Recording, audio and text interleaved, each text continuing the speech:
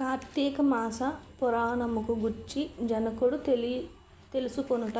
శ్రీమంతమ్మగు భరతవర్షమున నైమిషారణ్యమునొక వనము గలదు.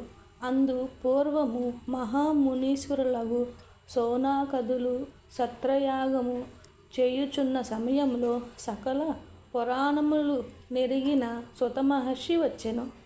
శౌనకాదులు సూతమహర్షిని చూచి బ్రహ్మానందం పొంది ఎదురెళ్ళి తోడిని పోయి ఉచిత సానముపై కూర్చునబెట్టి, ఇప్పుడు జనక మహారాజుకు వశిష్ఠ మహాముని చెప్పిన కార్తీక మహాత్మ్యం గురించి తెలుసుకోవాలని కోరారు.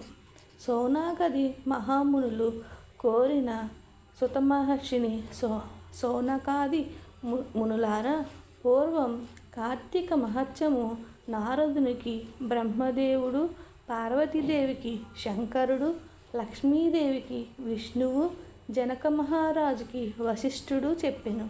కార్తీక మహాత్మ్యము విన్నవారు సకల సంపదలను పొందుతారు, మోక్షము పొందుతారు.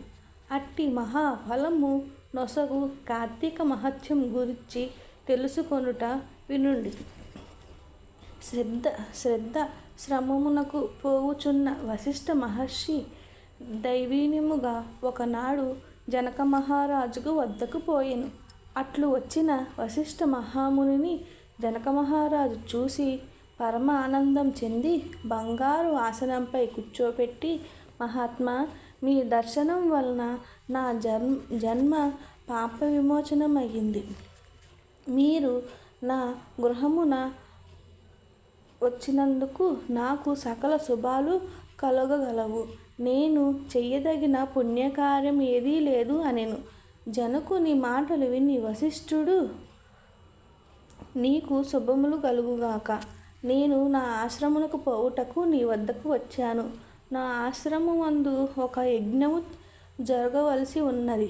దానికి వలసిన దృశ్యమిచ్చుటకు నీవు ఎంతవు తగినవు అనగా, జనకుడు ఆనందించి, మునీంద్ర, మీరు చేయు యజ్ఞమునకు కావలసిన ధనము ఇచ్చెదను. కానీ వినుడు, వారి పాపములను నశింపజేయు ధర్మ రహస్యమును మీ వలన తెలుపవలెను అని కోరెను. కనుక ఆర్థిక ఫలమిచ్చేడి ధర్మమునకు నాకు తెలుపుడు అని కోరెను.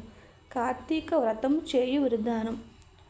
అంత వశిష్ఠుడు జనక మహారాజుతో, రాజా, సూర్యుడు తుల సంక్రమణముండగా మంచి మనసుతో కార్తీక మాసమునందు చేసిన స్నానము, దానము, పితృశ్రాద్ధము, అర్చన మొదలగునవు అక్షయములను.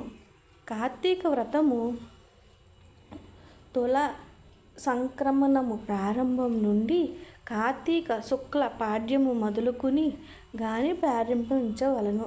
వ్రతం ఆచరించినప్పుడు, ఓ దామోదర, నేను ప్రారంభించిన కార్తీక వ్రతము నిర్విఘ్నముగా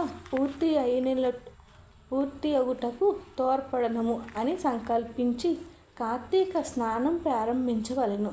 కార్తీక మాసమందు సూర్యోదయానికి ముందే కావేరీ నదిలో స్నానం చేయించవలెను. మహాఫలము కలుగుతుంది. సూర్యుడు తులారాశిని ప్రవేశించటంతో త్రిలోక పావనము గంగానది ద్రవరూపము సమస్త నదీ జలాలనందు ప్రవశిస్తుంది. కార్తీక మాసంలో చెరువులనందు, బావులనందు, కాలువలనందు హరి నివసించును. కనుక కార్తీక మాసంలో గంగకేగి నమస్కారం చేసి హరిని ధ్యానించి కాళ్ళు చేతులు కడుక్కుని ఆచమనములు చేసి శుద్ధుడై మంత్రముల వలన భైరవుని ఆజ్ఞను పొంది మూలతోనూ నేలయందు స్నానమాచరించవలెను. తర్వాత దేవర్షి పితృతర్పణము గావించి నారాయణుని స్మరించి ఆ ఘర్షణ మంత్రములు పఠించుచు బొటనవేలు కొనతో జలము ఆలోచనము చేసి తిరుమునకు వచ్చి అచ్చట యక్షతర్పణములు చేసి మూలకు దర్శించిన వస్త్రమును విడిచి నీళ్లు వదిలి ఆచమనం గావించి శిరస్సుకు తప్ప మిగిలిన దేహమంతా తడిగుడ్డతో తుడుచుకుని కొత్త బట్టలు కట్టుకోవలెను. తదుపరి గోపీ చందనముతో 12 సార్లు ఉద్వవుండ్రలను ధరించి సంధ్యావందనం ఆచరించి గాయత్రీ జపం చెయ్యవలెను. పిమ్మట ఉపాసన చేసి బ్రహ్మయజ్ఞను ఆచరించి పుష్పములతో హరిని సాలగ్రామమందు భక్తితో షోడోపచారాలతో గావించి పూజించవలెను.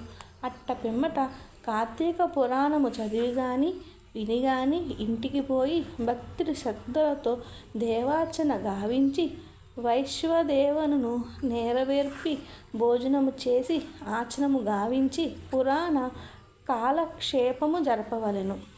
సాయంత్రం విశ్వేశ్వర ఆలయమందు గాని విష్ణాలయం వందు గాని శివాలయం వందు గాని శక్తి కొలది దీపం పెట్టి భక్ష భోజనంతో స్వామిని భుజించి విష్ణు స్తోత్రము గాని శివస్తోత్రము గాని చదివి నమస్కారం చేయవలెను.